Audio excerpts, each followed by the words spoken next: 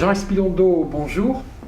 Merci de venir nous voir pour ce premier rendez-vous de l'année et de faire à la fois la rentrée politique de la semaine et un peu votre rentrée politique. Et c'est aussi l'occasion de souhaiter une bonne année à tous les auditeurs qui nous écoutent chaque semaine fidèlement sur leur radio préférée. Est-ce qu'il y a chez vous une certaine fierté à mi-mandat?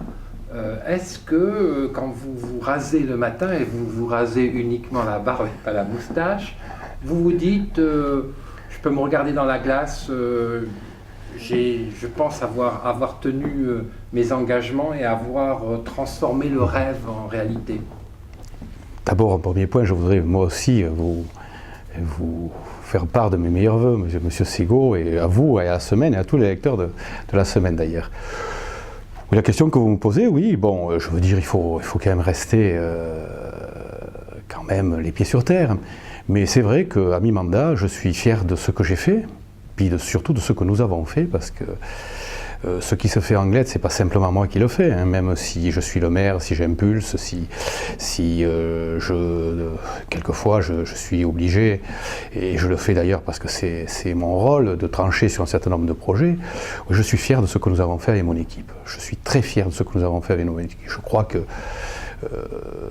tous aujourd'hui, et notamment le budget que l'on vient de présenter, qui est le budget de mi-mandat, et qui est comme dans tous les budgets municipaux, le budget qui va lancer les grands projets de la municipalité, ce que nous avons fait déjà depuis 2 ans, parce que nous ne sommes pas restés inactifs, nous avons fait beaucoup de choses, nous avons fait avancer sur beaucoup de sujets, notamment sur le plan social, même sur le plan sportif ou autre. Ce que nous avons fait, ce que nous apprêtons à faire, j'en suis fier, oui. J'en suis fier pas simplement parce que, pour vous dire, c'est une réalisation de la municipalité, ou c'est une réalisation de ce que nous voulons faire ensemble, mais parce que je pense que ce que nous faisons correspond à des besoins des Anglois, et que ce que nous allons réaliser va venir compléter, parce qu'il faut aussi dire que nous avons eu des gens qui nous ont précédés, va venir compléter et enrichir le patrimoine des Anglois, et notamment leur possibilité de vivre ensemble et d'être fiers de vivre dans une ville comme Anglette. Alors l'opposition est toujours dans le même discours et dit en fait Jean Espilondo ne fait rien de nouveau. Tout ce qui est bien, ça vient de nos idées, des décisions que nous avons prises. Bon, c'est un petit jeu qui dure depuis 3 ans. Est-ce que psychologiquement, vous avez compris finalement qu'ils vous cherchaient, ils se disent il est un petit peu sanguin pendant les conseils municipaux, et en lui disant des choses extrêmement déplaisantes, peut-être que ça va le faire sortir de ses gonds et ainsi donner une image qui en fait vous ressemble pas toujours dans le quotidien? Non, je ne crois pas. Je suis un homme de caractère et je ne vais pas, disons, dire le contraire. Oui, je suis un homme de caractère. Et puis, écoutez, le débat public aujourd'hui, est-ce qu'il n'a pas besoin de caractère, hein, d'un peu de force, et puis aussi d'avoir de temps en temps des positions.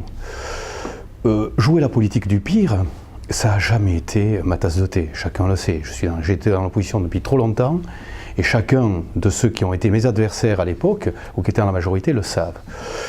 Bon, jouer la politique du pire, c'est pas quelque chose donc, que je souhaite.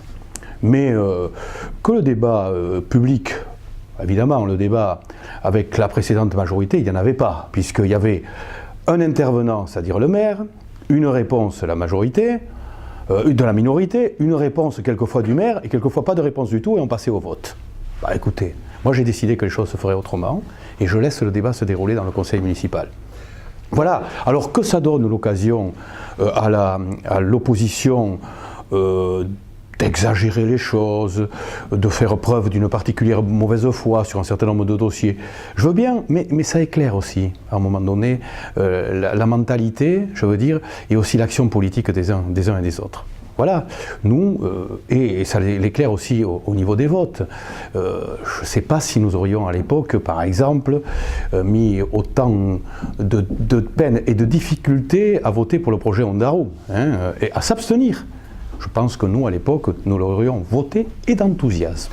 Alors, comment va la majorité municipale ? Il y a eu une petite crise on s'en souvient, une élue communiste qui était adjointe, qui a cessé ses fonctions mais qui est restée au conseil municipal, et un autre élu communiste qui est devenu adjoint avec une autre délégation. Est-ce que vous sentez à mi-mandat la majorité municipale aussi solide, et en gros, est-ce qu'avec les communistes ça se passe bien? Bah, écoutez, moi, vous savez, je suis un pragmatique, hein, et je fais de la politique. La seule chose que je sais aujourd'hui, c'est que le Parti communiste, dans sa section d'Anglet, et plus globalement au niveau du Pyrénées-Atlantiques, soutient Patrick Liénard. Bon, qu'il y ait. Donc, comme Patrick Liénard soutient l'action de la majorité municipale, ça veut dire que le Parti communiste soutient la majorité municipale. Après, qu'il y ait des individus ici ou là, pour des raisons qui leur sont strictement personnelles, hein, décident de ne pas, ou d'avoir, ou de dire des choses différentes.